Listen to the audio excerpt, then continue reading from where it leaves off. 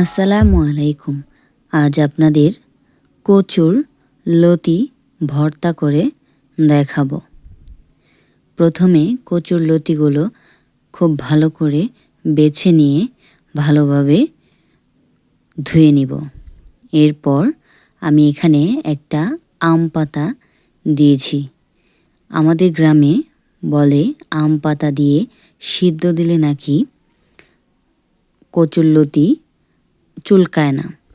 তাই আমিও সেই পদ্ধতিটা অবলম্বন করে আজ কচুর লতি ভর্তা করে দেখাবো। এরপর একটি হাঁড়িতে কচুর লতিগুলো একটু পানি দিয়ে সিদ্ধ করতে বসিয়ে দিব।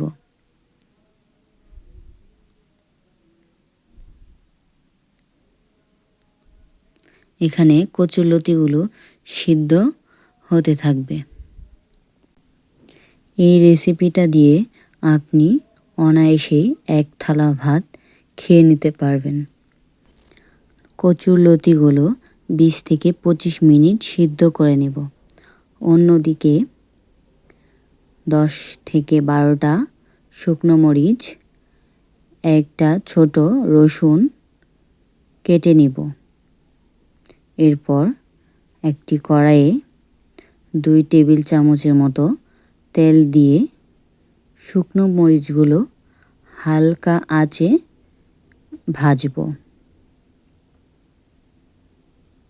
এখানে আমি 10টার মতো শুকনো মরিচ দিয়েছি।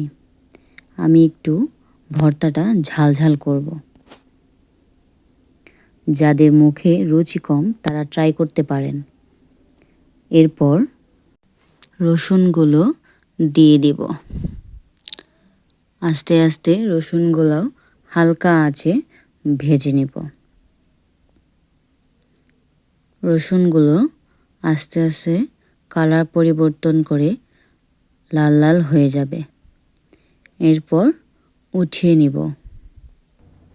আপনারা আমার চ্যানেলটিকে সাবস্ক্রাইব, লাইক, কমেন্ট করবেন। সিদ্ধ লতিগুলো একটি ছাঁকনির সাহায্যে ছেঁকে নিব।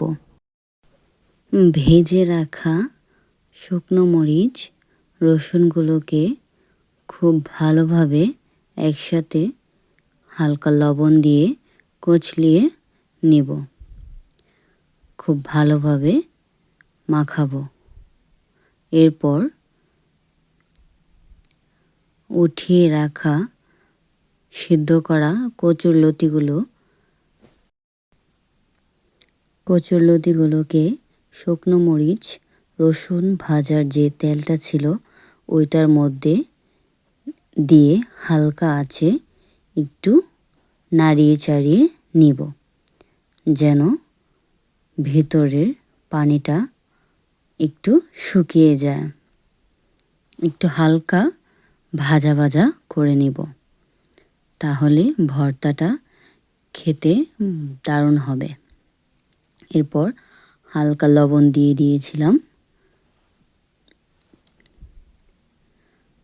ভাজার পর এবার কচুর লতি আর শুকনো মরিচের গুঁড়োটা মাখিয়ে নিব। লবণটা আপনি চেক করে আপনার স্বাদ মতো দিয়ে দেবেন। এরপর আমি ভালোভাবে মিক্স করে নিব। একদম স্বাদে ভরপুর কচুর লতি ভর্তা আমাদের রেডি। এবার একটা বাটিতে উঠিয়ে নিব। গরম গরম ধোয়া ওঠা ভাতের সাথে ভর্তাটা সেই যাবে।